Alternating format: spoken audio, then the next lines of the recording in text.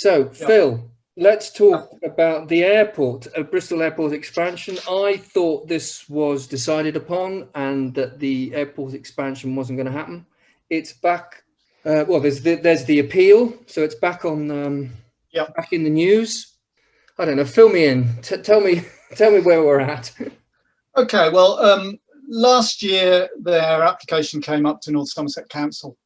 And after, there was a lot of objections, a lot of campaigning, a lot of work done in my own parish council, which here in Rington, probably well over 1,000 hours work was done in going through that application and preparing objections.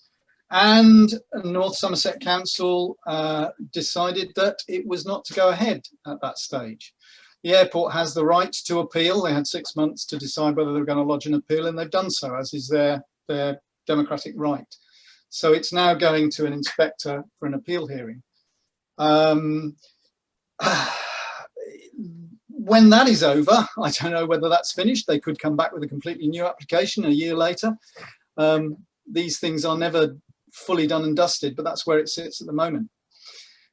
I mean, do you want my opinions on it? Well, yes. I mean, it strikes me as crazy, really. Especially, it's so short-sighted. I know that the owners of the airport are not even from this country, so they're just trying to line the pockets of their own shareholders.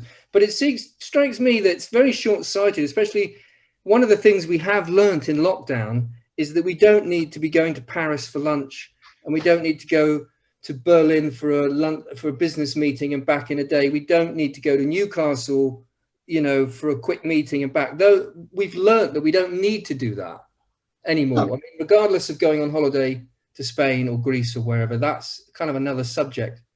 So I personally believe that we all learnt that passenger numbers are going to go down. Why isn't the airport administration realizing this?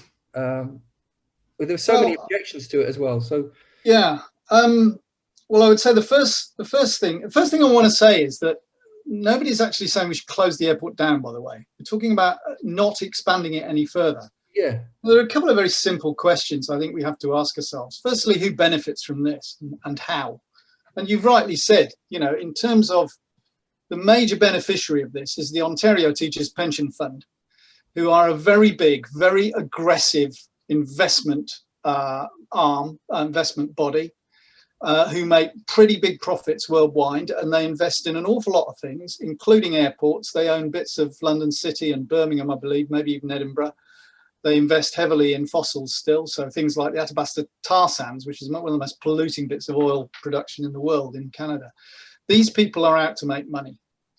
And they make that money because that's their job, to give their pensioners as much income as possible. That's about it from benefits point of view. The airport will say that they're going to create lots of jobs. That's extremely unlikely. It will create some jobs. They tend to be at the lower end of the pay scale. They tend to be in processing people and stuff. And those jobs themselves are being automated. They have their own programs, obviously, to cut costs and automate them. So whatever jobs are created are not going to be very many, and they might even disappear again, and the number of jobs per passenger will fall.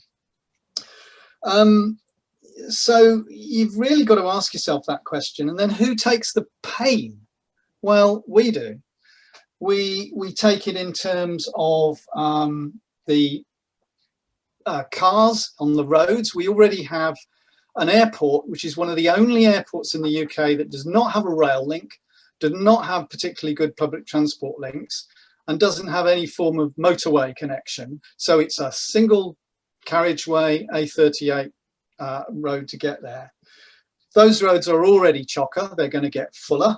The increase in passengers would add about 6% directly and another 4 to 5% indirectly. We suffer from noise. We suffer from, they want to change night flying regimes, so there will be more night flying. We suffer higher pollution, more nitrous oxide, more small particulates, all of which are shown to impinge on health. We suffer a lot around here from people parking illegally. Now, then we get onto the parking issue. Where do they make their money at Bristol Airport? Well, they make a third of it out of parking. They make a third of it out of parking in low-cost car parking, which is surface car parking on Greenbelt.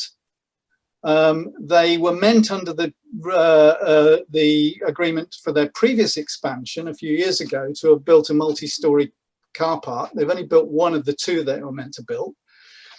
So a third of their income comes from that.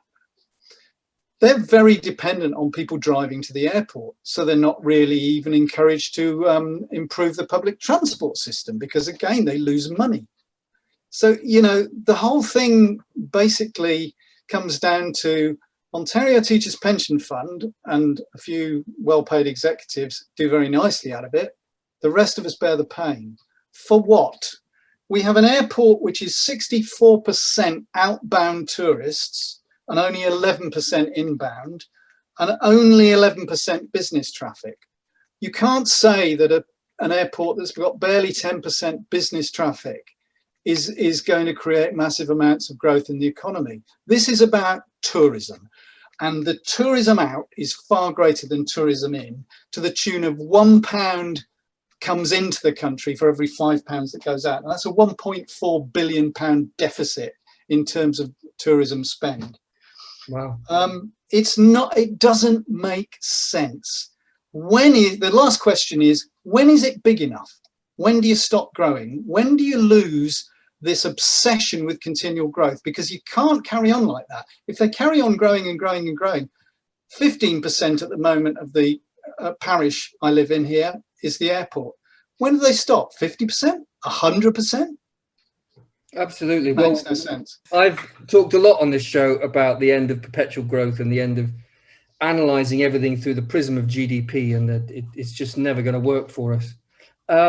Okay, there's more to talk about. Let's come back in another minute.